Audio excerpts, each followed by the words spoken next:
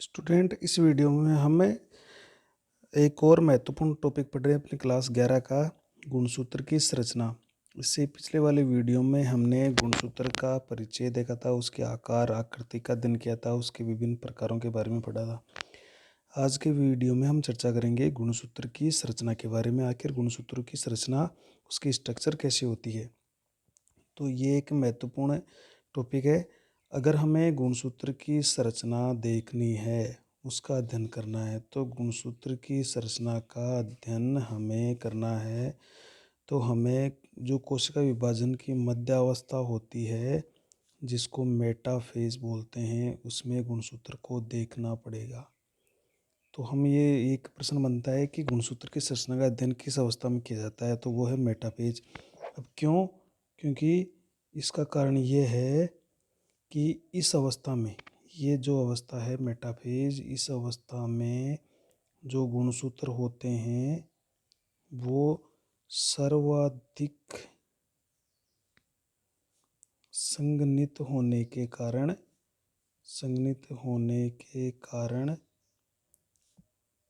सर्वाधिक मोटे व छोटे एवं स्पष्ट दिखाई देते हैं। इसका कारण ये है कि इस अवस्था में गुणसूत्र सबसे ज़्यादा संघनित हो जाते हैं, यानी इसमें कुंडलन सबसे ज़्यादा हो जाता है, ये ज़्यादा छोटे और मोटे हो जाते हैं और सबसे अच्छे दिखाई देने लगते हैं, स्पष्ट रूप से दिखाई देने लगते हैं। जबकि अंतरावस्था में क्या होता है? अंतरावस्था में गुणसूत्र कम संघनित होते हैं, लंबे होते हैं, क्रोमेटिन जाल के रूप में रहते हैं, तो उस समय हमें गुणसूत्र की वास्तविक रचना दिखाई नहीं देती है। तो हम इंटरफेज में गुणसूत्र का अध्ययन नहीं करते हैं, जबकि हम केवल मध्य अवस्था, जो एम फेज की अवस्था है, मेटाफेज, उसमें ही गुणसूत्र की संरचना का अध्ययन करते हैं। अब इसकी संरचना में कौन कौन से भाग होते हैं, या इसका संरचना का अपन एक नामांकित चित्र बना लेते हैं। नामांकित चित्र। तो देखिए, हमारे अगर अपन कोशिका विभाजन की बात करते हैं तो होता क्या है कि कोशिका विभाजन में एक अवस्था तो होती है अंतरावस्था, जिसको हम कोशिका की विश्राम अवस्था कहते हैं। अंतरावस्था के बाद में चलती है एम फेज, जिसको माइटोटिक फेज कहते हैं। अब इस अंतरावस्था के कई भाग होते हैं, जैसे G1 है, एस और G2, G1 एस G2। और एम फेज के इसके कई पार्ट होते हैं, जैसे प्रोफेज, मेटाफेज, एनाफेज, टेलोफेज। तो यहाँ पर ये अवस्था लेते हैं अपन मेटाफेज वाली, इस अवस्था की है। यानी इंटरफेज में हम किसी गुणसूत्र की संरचना का अध्ययन नहीं करेंगे। मेटाफेज अवस्था, जो कि एम फेज की प्रावस्था है, उसमें गुणसूत्र का अध्ययन करेंगे। तो इसमें देखो गुणसूत्र अपन को कैसे दिखाई देता है। गुणसूत्र में क्या होता है? गुणसूत्र क्रोमेटिन जाल के या फाइबर के बने होते हैं, उनमें लगातार कुंडलन होता रहता है और फिर गुणसूत्र की रचना होती है। सबसे अच्छे गुणसूत्र मेटाफेज तक दिखाई देने लगते हैं। इंटरफेज में अंतरावस्था में क्या होता है? गुणसूत्र बिल्कुल क्रोमेटिन जाल के रूप में रहते हैं इस तरह से, और धीरे धीरे इनमें संघनन होता है, फिर ये और ज़्यादा मोटे और छोटे दिखाई देने लगते हैं इस तरह से। और मेटाफेज तक आते आते ये बहुत ही अच्छे दिखाई देने लगते हैं, और यहाँ तक आते आते इनमें हमें दो संरचनाएं दिखाई देने लगती है। इसे G1 से लेकर, मतलब ये समझिए आप, G1 ये आपके एस से लेकर, यानी एस अवस्था से लेकर प्रोफेज, जो प्रोफेज अवस्था होती है, प्रोफेज, या G1 ले लो, G2 ले लो, या ये आपके प्रोफेज ले लो, फिर मेटाफेज ले लो। तो ऐसे लेकर मेटाफेज तक, इस मेटाफेज तक क्या होता है कि इसमें गुणसूत्र में इस तरह के दो लंबवत धागेनुमा संरचनाएं दिखाई देती है। तब इसे हम, इसमें दो अर्ध गुणसूत्र बन जाते हैं। जबकि इसके आगे, मतलब एनाफेज से लेकर G1 फेज तक गुणसूत्र में केवल एक ही लंबवत इस तरह से धागा दिखाई देता है। तो चूंकि अपन क्या करते हैं, गुणसूत्र का अध्ययन मेटाफेज में करते हैं, तो इसमें दो अपन को ये लंबवत तंतु दिखाई देते हैं, लंबवत तंतु दिखाई देते हैं, भाग दिखाई देते हैं, जिनको अर्धगुणसूत्र कहेंगे। तो अपन चूँकि मेटाफेज में करते हैं तो इसको देख लेते हैं। देखो, तो गुणसूत्र की रचना में क्या होता है, ये तो बेसिक बातें थी। गुणसूत्र की रचना में कुछ इस तरह से इसकी संरचना होती है। गुणसूत्र में इसमें इस तरह की कुछ रचनाएं होती है, जैसे ये है, मणिका में भी दिखाई देता है। इसमें ये न्यूक्लियोसोम होते हैं। फिर ये थोड़ा खुला रहता है इस तरह से। इसके अंदर ये कुंडलन हो रहा है इसके अंदर, फिर आगे थोड़ा खुला है, फिर इसके अंदर कुंडलन शुरू हो गया है। ये स्थिति है।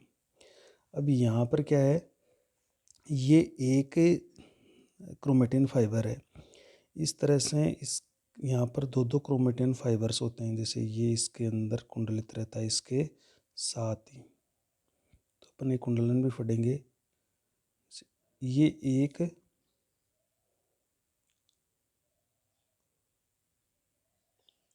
क्रोमेटिन फाइबर, ये तंतु डबल डबल दो दो इसके अंदर धागे जैसी संरचनाएं होती है, और ये एक दूसरे से लिपटी हुई रहती है। एक दूसरे से लिपटी हुई है। ये तो एक इसका एक तंतु है। अब चूंकि हमारे गुणसूत्र मेटाफेज में अध्ययन कर रहे हैं, तो मेटाफेज में दो संरचनाएं दिखाई देती है इस तरह से। एक संरचना और अपन को दिखाई देगी इस तरह से, जो कि इस तरह से होगी। जैसे अपन इसको इस तरह से बना लेते हैं।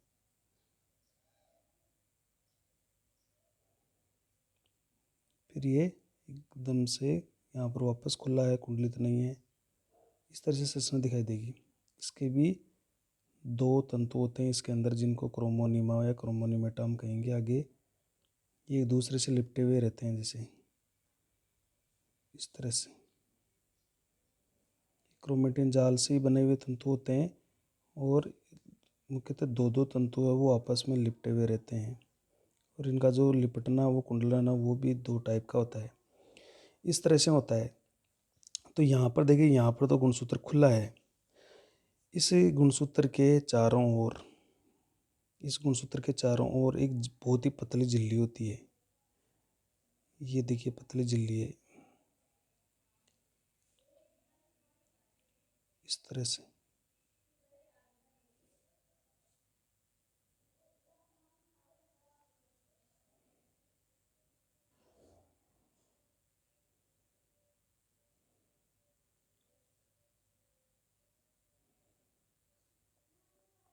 ये इसके चारों ओर पतली झिल्ली होती है। इसके अंदर कुछ विशेष प्रकार का जेली जैसा पदार्थ भरा रहता है, जिसको हम मैट्रिक्स कहेंगे। देखो, तो ये चूंकि अपन दो गुणसूत्र, ये मेटाफेज जो पढ़ रहे हैं, तो मेटाफेज में क्या है, ये जो गुणसूत्र का मेन जो बीच जहाँ पर गुणसूत्र खुला ही जो कुंडलित नहीं है, इस संरचना को हम बोलते हैं गुणसूत्र बिंदु। क्या कहेंगे? गुणसूत्र बिंदु। ये इसको हम कहेंगे सेंट्रोमियर। ये अब गुणसूत्र पर अपन देखेंगे तो एक जगह पर गुणसूत्र दबा हुआ रहेगा, और अंदर से ये जो क्रोमेटिन तंतु होते हैं ये खुले रहेंगे। इनको सेंट्रोमियर, या इसको एक नाम और है, इसको प्राथमिक संकीर्णन भी कहेंगे। ये जो इसके अंदर ये जो आपको दो तंतु दिख रहे हैं, ये कहलाते हैं क्रोमेटिड। क्या कहते हैं इनको? क्रोमेटिड, या हिंदी में कहते हैं इनको अर्धगुणसूत्र। एक गुणसूत्र में दो अर्धगुणसूत्र पाए जा रहे हैं। ये तो दोनों यहाँ पर देखो जुड़े हुए हैं। ये दो अर्धगुणसूत्र है, और एक अर्धगुणसूत्र में डीएनए का एक अणु होता है, तो दो अणु हो गए यहाँ पर डीएनए के। अब ये जो एक अर्धगुणसूत्र है, इसमें भी दो दो तंतु पाए जा रहे हैं। ये देखिए, दो दो तंतु पाए जा रहे हैं, तो इनको अपन कहेंगे क्रोमोनिमेटा। तो गुणसूत्र पर देखेंगे तो एक जगह पर गुणसूत्र यहाँ से दबा हुआ है, इसको तो बोलते हैं प्राथमिक संकीर्ण गुणसूत्र बिंदु। ये हर गुणसूत्र के अंदर पाया जाएगा। ये जो एक लंबवत ये पूरा तंतु है, इसको अपन बोलेंगे अर्धगुणसूत्र। ये दूसरा अर्धगुणसूत्र। दो अर्धगुणसूत्र, दो दो तंतु और पाए जा रहे हैं इनके अंदर। तो अर्धगुणसूत्र के अंदर क्या पाए जा रहे हैं? गुणसूत्र के अंदर पाए जाते हैं क्रोमोनिमेटा। दो क्रोमोनिमेटा पाए जाते हैं इसके अंदर, दो क्रोमोनिमेटा जो आपस में लिपटे रहते हैं, आपस में लिपटे रहते हैं। देखिए आपस में लिपटे हुए हैं ये। इस प्राथमिक संकीर्ण के अलावा कुछ गुणसूत्रों पर एक जगह और एक दबा हुआ क्षेत्र पाया जाता है। ये जैसे है, इसको हम कहेंगे द्वितीयक संकीर्ण। क्या कहेंगे? द्वितीयक संकीर्ण। जैसे ये एक दबा हुआ क्षेत्र है, इसको हम द्वितीयक संकीर्ण कहेंगे। ये जो आपको गोल गोल संरचनाएं दिखाई दे रही है, मणिकामय मोतियों के समान संरचना दिखाई दे रही है, इनको हम कहेंगे ये वर्ण कणिकाएं। हिंदी में क्या कहते हैं इनको? वर्ण कणिकाएं या क्रोमोमियर्स कहेंगे। क्रोमोमियर कहलाएगी। ये जो पतली झिल्ली है, इस झिल्ली को हम कहेंगे पेलिकल का आवरण। पेलिकल आवरण। और पेलिकल के अंदर जो ये जेली समान पदार्थ भरा हुआ है, इसको हम कहेंगे मैट्रिक्स। क्या कहेंगे? मैट्रिक्स। ये जेली जैसा पदार्थ होता है, मैट्रिक्स बराबर होता है। गुणसूत्र बिंदु पाया जाता है। इस गुणसूत्र बिंदु पर ये दोनों जो अर्ध गुणसूत्र है, ये दोनों जुड़े हुए रहते हैं। यहाँ पर एक प्रोटीन पाई जाती है, यहाँ पर इसके ऊपर, इस प्रोटीन को हम कहेंगे, एक प्रोटीन होगी, इस प्रोटीन को हम कहेंगे काइनेटोकोर। इस प्रोटीन को क्या कहेंगे? काइनेटोकोर। ये एक प्रोटीन होगी, प्रोटीन डिस्क होगी, जिससे ये दोनों अर्धगुणसूत्र यहाँ पर जुड़े हुए रहेंगे। इस तरह से इसको थोड़ा सा अलग देखते हैं, अलग कर देते हैं इनको। तो ये दोनों अलग अलग होते हैं। ये इस तरह से ये हो गए दोनों अलग अलग, दोनों अलग अलग हो गए, पेलिकल के द्वारा जुड़े हुए। ये बीच में पेलिकल का आवरण, ये अर्धगुणसूत्र अलग है, ये अलग है।